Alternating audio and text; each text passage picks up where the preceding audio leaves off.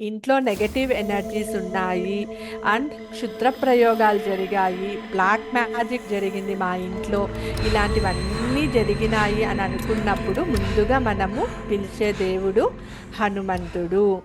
భూత ప్రేతాలను చిటికలో దూరం చేసేస్తాడు. ఈ భూత ప్రేతాలు చిటికలో దూరం చేయడమే కాకుండా మనలో ఉన్న అంతఃశత్రువులను కూడా ఆయన నాశనం చేస్తాడు. ముందుగా మనకు దేవుణ్ణి దండం పెట్టుకోగానే ఏం దండం పెట్టుకుంటాం? నా చుట్టూ ఉన్న శత్రువులందరూ నాశనం అయిపోవాలి అని దండం పెట్టుకుంటాం. శత్రువులందరూ దూరం అయిపోవాలి, నేను ప్రశాంతంగా ఉండాలి అని. ముందుగా ఆయన ఏం చేస్తారు తెలుసా? ఏ దేవీ దేవత అయినా, ఏ దివ్య శక్తి అయినా ముందుగా ఏం చేస్తారు తెలుసా? మనలో ఉన్న అంతఃశత్రువులను నాశనం చేస్తారు. మనలో ఉన్న అంతఃశత్రువులను నాశనం చేసినప్పుడు ఖచ్చితంగా మనకు బయట ఎవరు బాహ్యంగా శత్రువులు ఉండరు. మనలో ఉన్న కామ, క్రోధ, మోహ, అహంకారాలను, కోపాన్ని, లేజినెస్ని, ఇవన్నిటిని ఆయన నాశనం చేశాడంటే ఇక ఇంకా మనకు బయట బాహ్యంగా శత్రువులైతే ఎవ్వరు రారు. అవునా కాదా?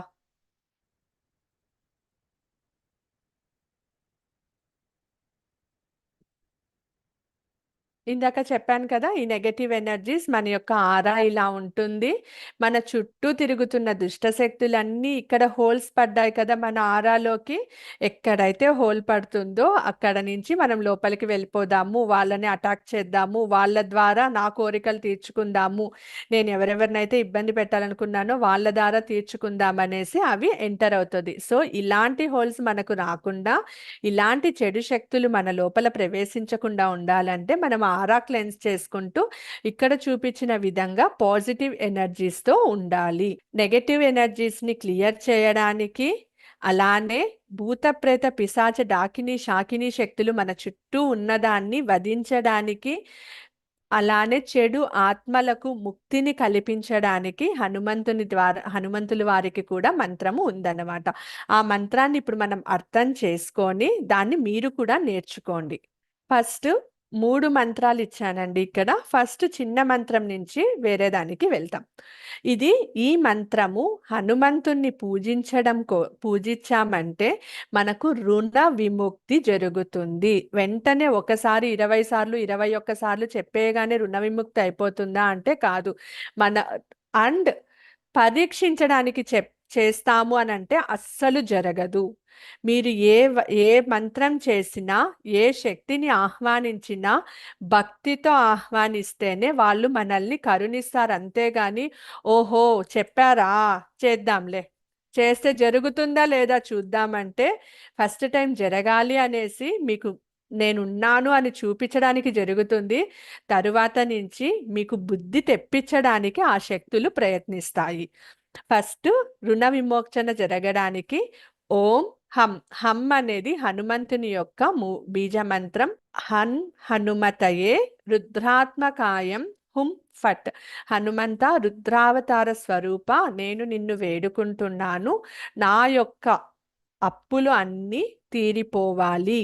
ఓం హం హనుమతయే రుద్రాత్మకాయం హుం ఫట్. తరువాత బ్లాక్ మ్యాజిక్, క్షుద్ర పూజలు, క్షుద్ర విద్యలు మా పైన బ్లాక్ మ్యాజిక్ చేశారు, మందు పెట్టారు, ఇలాంటివన్నీ క్లియర్ చేయడానికి ఈ మంత్రాన్ని వాడాలి. ఇక్కడ చూడండి, పరయంత్ర భయ. పర అని ఎక్కడ వచ్చినా అది వేరే శక్తి. యంత్రాలతో ప్రతి విషయంలోనూ మంచి చేయొచ్చు, చెడు చేయొచ్చు కదా. యంత్రంతో మంచి చేయొచ్చు.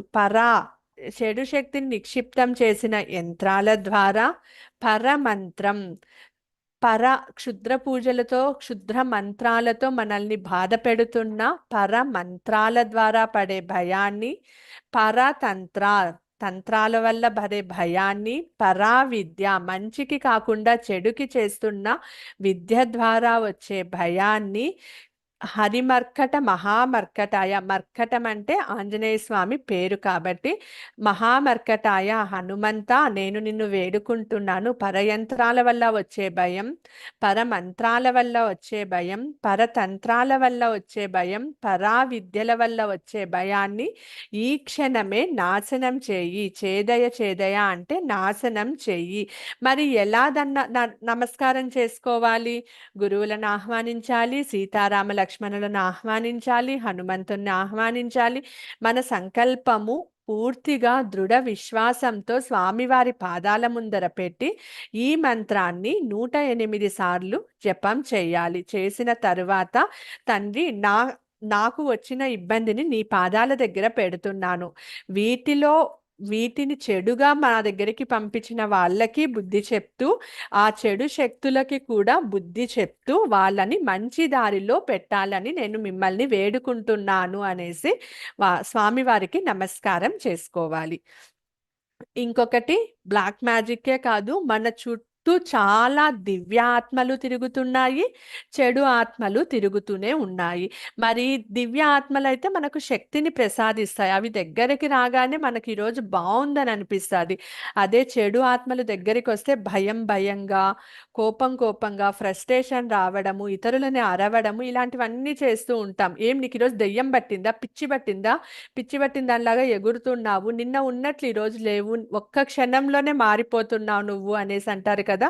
అది మనం కాదు. మనలో ఉన్న మన ఆరాలో ఉన్న దుష్ట శక్తులు, మన చుట్టూ ఉన్న దుష్ట శక్తులు మనల్ని ఇబ్బంది పెట్టడం వల్ల మన మానసిక గతి మారుతూ ఉంటుంది. కాబట్టి అలాంటి ఆత్మలకు, దుష్ట ఆత్మలకు, లేదా మీ ఇళ్లలో ఎవరైనా రీసెంట్గా చనిపోయి ఉన్న వాళ్ళ ఆత్మలు శాంతించకుండా, ముక్తి దొరకకుండా ఉన్నా కూడా హనుమంతుణ్ణి మనస్ఫూర్తిగా వేడుకొని ముక్తిని ప్రసాదించమని వేడుకోవచ్చు ఈ మంత్రం ద్వారా. మంత్రం ఏంటంటే, ఓం ఐం హ్రీం శ్రీం హ్రాం హ్రీం హ్రూం హ్రౌం ఓం నమో భగవతే మహాబల పరాక్రమాయ. ఇక్కటి వరకు పంచభూతాల గురించి ఓంకారాన్ని అన్ని ఉచ్చారణ చేసి, నమో భగవతే, మహాబలుడు పరాక్రమవంతుడెవరు? హనుమంతుడు. నేను నీకు నమస్కారం చేస్తున్నాను. భూత ప్రేత పిశాచ ఢాకిని శాకిని యక్షిని పూతిని మారి మహమ్మారి యక్ష రాక్షస భైరవ బేతాళ గ్రహ రాక్షసాధికం. ఇక్కడ చెప్పిన పేర్లలో ఏదైనా మంచి పేరు ఉందా? అన్ని దుష్ట శక్తులే కదా, మనల్ని పట్టి పీడిస్తున్నదే కదా. మనకు పేర్లున్నట్లు వాటి జాతులకు కూడా ఒక్కొక్క పేరుంది కదా, ఆ పేర్లే.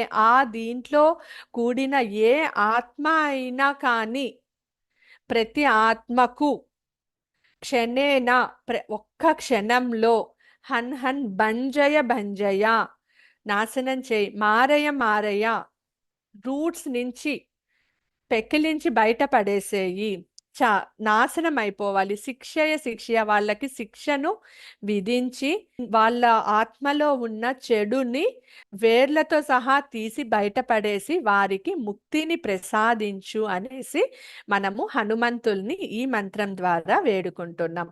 ఓం ఐం హ్రీం శ్రీం హ్రాం హ్రీం హ్రూం హ్రౌం ఓం నమో భగవతే మహాబల పరాక్రమాయ భూత ప్రేత పిశాచ ఢాకిని శాకిని యక్షిని పూతిని మారి మహమ్మారి యక్ష రాక్షస భైరవ బేతాళ గ్రహ రాక్షస అధికం క్షణేన హనహన భంజయ భంజయ మారయ మారయ శిక్షయ శిక్షయ మహామహేశ్వర రుద్రావతారం హుం ఫట్ స్వాహ.